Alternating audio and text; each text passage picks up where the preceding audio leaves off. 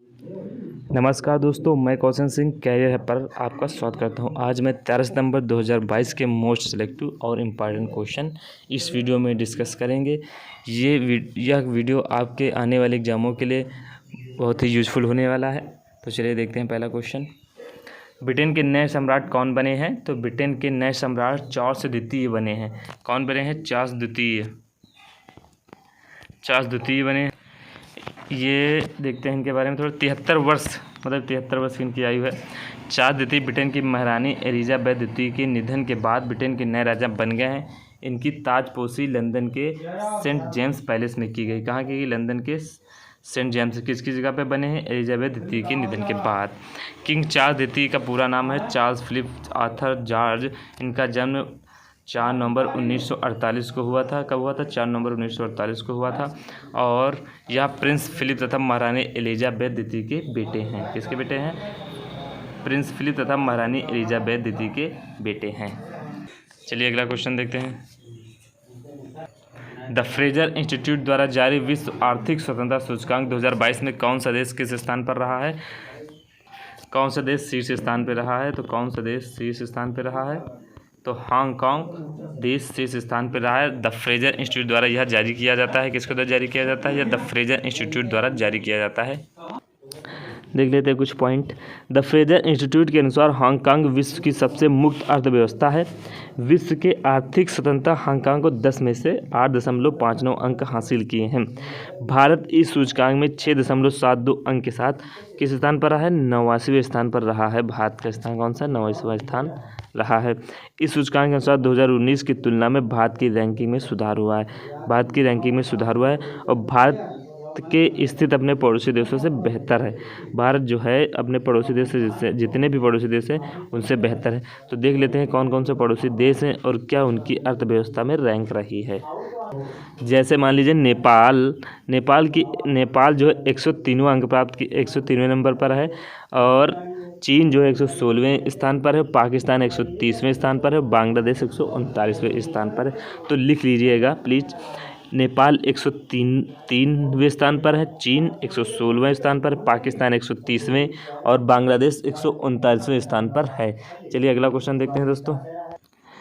अगला क्वेश्चन है, cricket Asia cup 2022 का खिताब किस टीम ने जीता है? किस देश की टीम ने जीता है? तो यह श्रीलंका टीम ने जीता है। श्रीलंका पुरुष क्रिकेट टीम ने एशिया कप 2022 के फाइनल में पाकिस्तान को हराया। किसे हराया? पाकिस्तान को 23 रन से हराकर छठी बार एशिया कप जीता।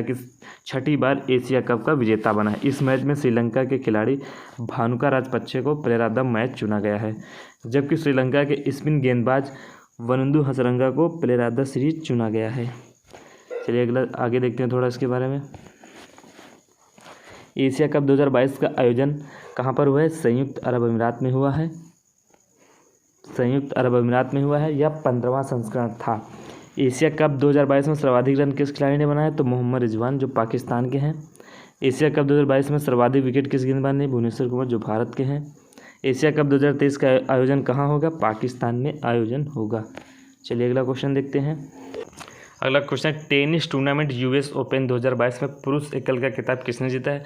तो यह खिताब कार्लोस अल्कराज जो हैं स्पेन के रहने वाले हैं। इन्होंने यूएस ओपन 2022 में पुरुष एकल का खिताब जीता है। स्पेन के टेनिस खिलाड़ी कार्लोस अल्कराज ने यूएस ओपन 2022 में नॉर्वे के कैस्पर रूड को हराकर अपना पहला ग्रैंड स्लैम जीता है। किसे हराकर? नॉर्वे के कैस्पर रूड को हराकर अपना पहला ग्रैंड स्लैम जीता है। और महिला वर्ग में इगा स्विटेक ने, महिला वर्ग में कौन है? इगा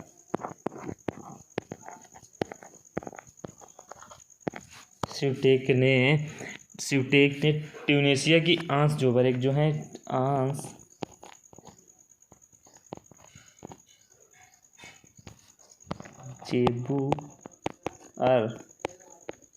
जुबर को हराकर यूएस ओपन 2022 महिला का खिताब जीता है। तो महिला वर्ग में इगा स्विटेक ने जीता है। किसे हराकर? आंस जुबर को हराकर। चलिए आगे देख लेते हैं। और इसका आयोजन कहाँ पर हुआ है? इसका आयोजन न्यूयॉर्क यूएसए में। कहाँ पर है? न्यूयॉर्क में। इसका आयोजन न्यूयॉर्क में हुआ है। चलिए अगला क्वेश्चन देखते हैं दोस्तों। चीतों के संरक्षण के लिए प्रधानमंत्री नरेंद्र मोदी ने पुनर्उत्पादन परियोजना का शुभारंभ कहाँ किया है?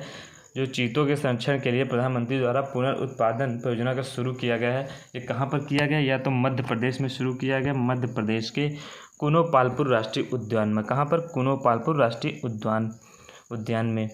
यह परियोजना धरती पर सबसे तेज दौड़ने वाले चीतों के संरक्षण के लिए शुरू की गई। धरती पर सबसे तेज दौड़ने वाले चीतों के संरक्षण के लिए की गई।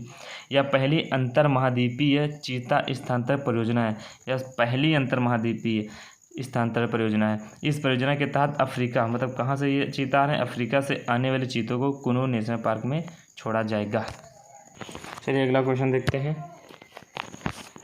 अरुणाचल के किबिथु मिलिट्री स्टेशन का नाम बदलकर क्या रखा गया है? तो इसका नाम बदलकर general Vipin Rawat military garrison रख दिया गया है। अरुणाचल प्रदेश के किबिथु मिलिट्री स्टेशन का नाम बदलकर general Vipin Rawat military garrison रखा गया है। यह मिलिट्री स्टेशन अरुणाचल प्रदेश के अंजाव जिले, कौन सा जिला है? अंजाव जिले में चीन की सीमा से लगभग 15 किलोमीटर दूर एक छोटे से किबिथु शहर में स्थित है। चलिए आगे देखते हैं। यह किबिथु जो है भारत का सबसे पूर्वी राज्य का एक जिला है। अरुणाचल प्रदेश जो किबिथु बोला जाता है, सबसे पूर्वी जो बोला जाता है पॉइंट, तो किबिथु बोला जाता है। अरुणाचल प्रदेश की स्थापना 20 फरवरी 1987 में हुई थी। कब हुई थी? 20 फरवरी 1987 में हुई थी। अरुणाचल प्रदेश की राजधानी ईटानगर है। अरुणाचल प्रदेश के मुख्यमंत्री इस समय कौन है? पेमा खांडू। और अरुणाचल प्रदेश के मुख्य न्यायाधीश कौन हैं? रश्मन एमा छाया हैं। और 20 फरवरी अरुणाचल प्रदेश के प्रमुख नेशनल पार्क में है नामदफा नेशनल पार्क। अरुणाचल प्रदेश के 3 पड़ोसी देश हैं। कौन से? भूटान, चीन, म्यांमार। कौन से? भूटान, चीन और म्यांमार है। चलिए अगला क्वेश्चन देखते हैं दोस्तों। प्रधानमंत्री नरेंद्र मोदी ने अंतर्राष्ट्रीय डेयरी संघ विश्व डेयरी सम्मेलन 2022 का उद्घाटन कहाँ किया है? तो यह उद्घाटन उत्तर प्रदेश के ग्रेटर नोएडा में किया है। उत्तर प्रदेश के ग्रेटर नोएडा में। यह 4 दिवसीय वैश्विक कार्यक्रम है। यह 4 दिवसीय वैश्विक कार्यक्रम है जो 1974 के बाद पहली बार भारत में आयोजित किया गया। इस सम्मेलन में पशुपालन व डेयरी उद्योग को लेकर दुनिया भर में हो रहे अनुसंधान और विकास से जुड़े मुद्दों पर चर्चा होगी। गुड। यह सम्मेलन पोषण और आजीविका के लिए डेयरी विषय पर केंद्रित है। यह सम्मेलन जो है पोषण और आजीविका के लिए डेयरी विषय पर केंद्रित है। चलिए अगला क्वेश्चन देखते हैं। पहला नागा मिर्च महोत्सव 2022 नागा किंग चिली फेस्टिवल कहाँ आयोजित किया हुआ है? तो यह आयोजित हुआ है नागालैंड में। कहाँ हुआ है? नागालैंड में। नागालैंड में कहाँ पर? सेईहामा गाँव में हुआ है। कहाँ? सेईहामा गाँव। नागालैंड का एक गाँव है सेईहामा। चलिए आगे देखते हैं। नागालैंड में कोहिमा जिले के सेईहामा गांव में पहली बार नागा मिर्च महोत्सव का आयोजित किया। या पहली बार नागालैंड में कोहिमा जिले के सेईहामा गांव में हुआ है। नागा मिर्च या राजा मिर्च भी इसे बोलते हैं। नागालैंड की एक स्वदेशी फसल है और इसे बड़े पैमाने पर पेरेन, सोम, कोहिमा और दीमापुर में उगाया जाता है। यह 3-4 जगह उगाया जाता है नागालैंड में। चलिए आगे देखते हैं क्वेश्चन। सिंगापुर के प्रतिष्ठित मेधावी सेवा पदक हो गए इधर। सेवा पदक दिवस किस भारतीय को सम्मानित किया गया है? पदक किस भारतीय को सम्मानित किया गया है? तो यह सुनील लांबा भारतीय नौसेना के पूर्व प्रमुख है। किसे यह सम्मानित किया गया? सिंगापुर के प्रतिष्ठित मेधावी सेवा पदक किस भारतीय को? तो सुनील लांबा को भारतीय नौसेना के पूर्व प्रमुख हैं।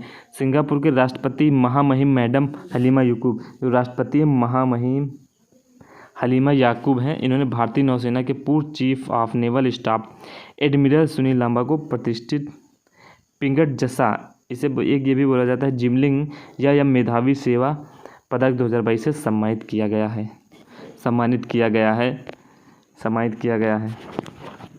चलिए आगे देख लेते हैं दोस्तों।